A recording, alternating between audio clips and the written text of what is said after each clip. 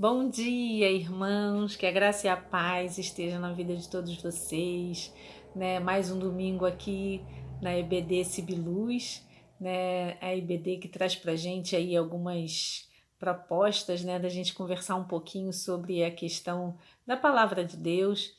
Então eu gostaria de pedir aos irmãos que pudessem estar abrindo seus corações para receber aquilo que Deus tem preparado para nós, né, e conhecer um pouquinho mais da palavra do Senhor. Amém? Espero que vocês estejam bem, se alimentando bem, cuidando da saúde, se protegendo, né, para que a gente não seja acometido nem por esse vírus, nem por nenhum outro tipo de doença. Amém?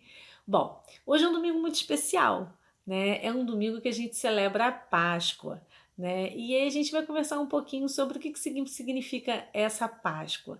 Né? Primeiro a gente vai conversar um pouquinho sobre os símbolos da Páscoa. Muitas vezes a gente fica muito feliz nesse período porque a gente ganha muito chocolate, a gente gosta de comer os ovos de Páscoa, né? Bombons e tudo mais.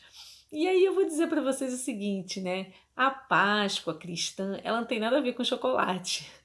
Na verdade, isso tudo foi uma invenção do comércio, né? Então, assim, o chocolate não tem nada a ver. O chocolate é só para agarrar a gente pelo estômago, né? Por aquela vontade de comer coisas gostosas. Mas, então, a ideia do ovo é uma ideia até interessante porque vai trazer pra gente o simbolismo do que o ovo significa, né? E aí, se a gente parar para pensar, o que, que é o ovo, né? O ovo é a possibilidade de uma nova vida, né? Então, assim, se é uma nova vida, simboliza a ideia de alguma coisa que vai nascer. Né, se a gente parar para pensar no ovo da galinha, né, no ovo da pata, então são elementos que trazem a ideia de uma nova vida que pode ser gerada, né, e dali pode nascer um pintinho, um patinho, enfim. Então a gente vai ter a ideia do ovo com esse simbolismo. Já a ideia do coelho, o que simboliza o coelho? Né? O coelho é um bicho que é um animal, na verdade, que tem muita fertilidade. Ele gera filhotes em pouco tempo, né, muito rapidamente, e muitos filhotes ao mesmo tempo. Não sei se você já ouviu dizer, né, que coelho, quando dá ninhada, é um atrás do outro.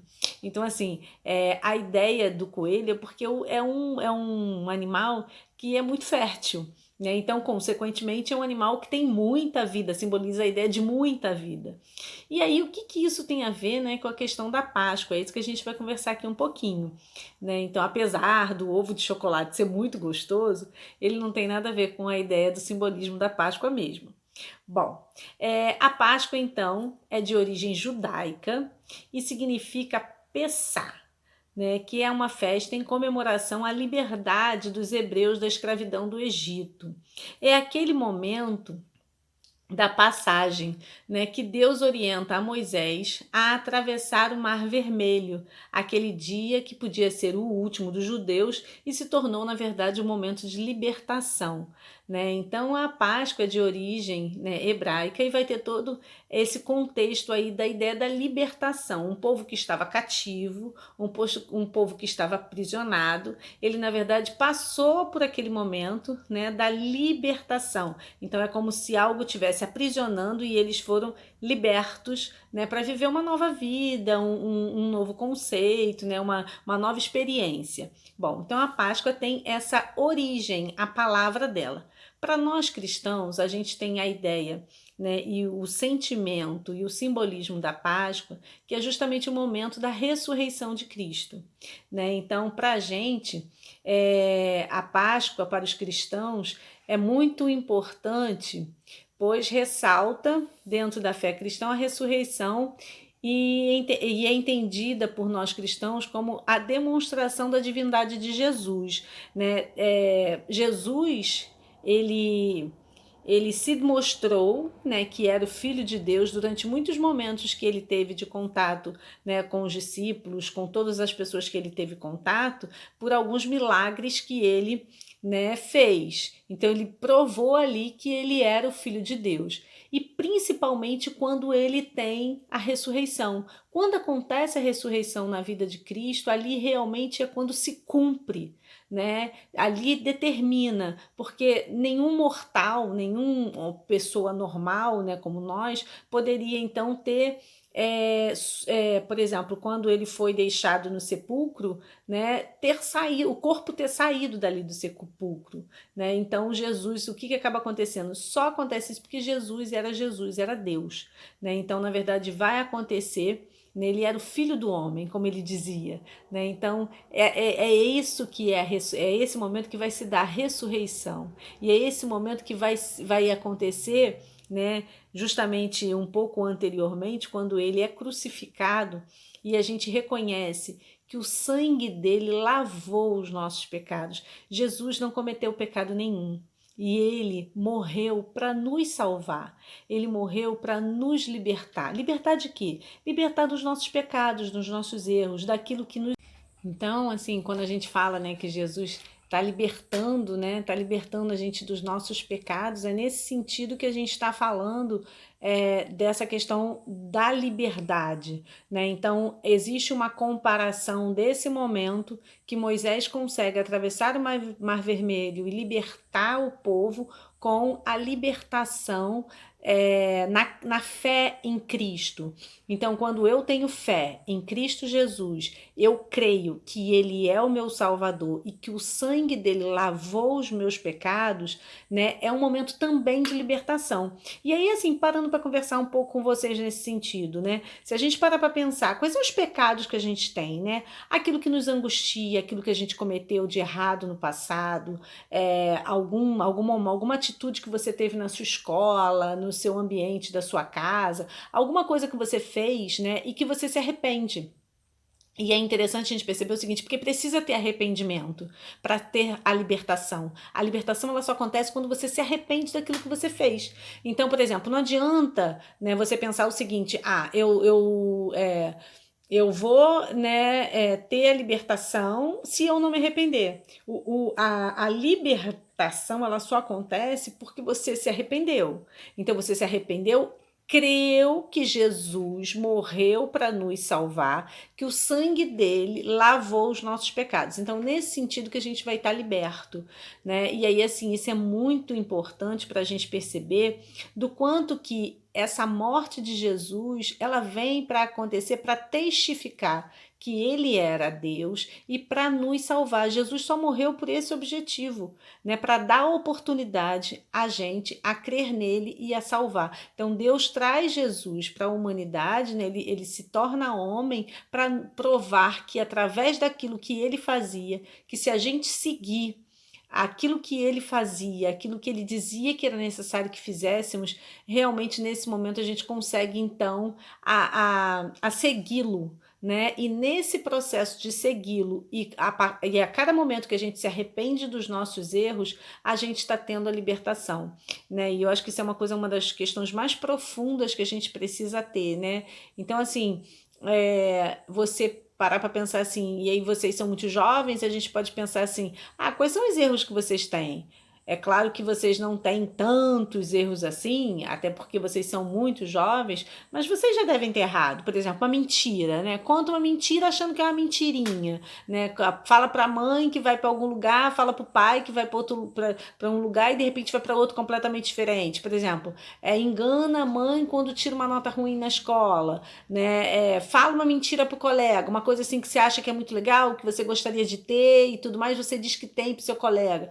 Na verdade, você está fazendo coisa, você está mentindo, né? E a mentira é uma coisa que é ruim, né? Então, faz mal. Então, nesse sentido, a gente está aprisionado. E tem gente que às vezes mente tanto que acredita na sua própria mentira. Então, isso é muito sério. Então, a gente precisa estar libertando, a gente precisa estar se libertando de todas essas questões que aprisionam, que a gente afasta a gente de Deus, né? Porque quanto mais a gente fizer coisas, né, que nos aproximem de Deus, melhor será a nossa vida, né? Porque Deus quer a gente o quê?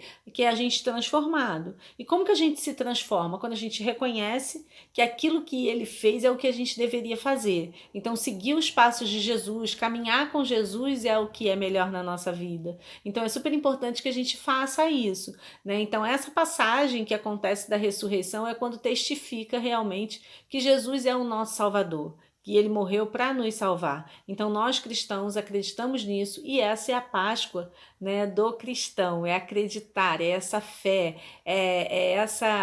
esse sentimento de saber que Cristo morreu por nós, então que nós devamos segui-lo, fazer aquilo que ele disse para que a gente fizesse, né? Então é muito importante que a gente tenha isso na nossa cabeça, de modo que a gente consiga então transformar a nossa vida, né? Assim como a borboleta, né? Que é uma lagarta, né? Que vive aprisionada, né? Ela tá num casulo, né? Ela tem a lagarta e quando ela vai para o casulo, ela fica aprisionada. E é tão bonito essa simbologia, né? Porque ela só se torna uma linda borboleta depois que ela se espreme, né, para sair daquele casulo. E existe até uma história que diz uma vez que um homem observando, né, a lagarta fazer tanto esforço para sair ali daquele casulo, porque ela passa horas fazendo esse trabalho.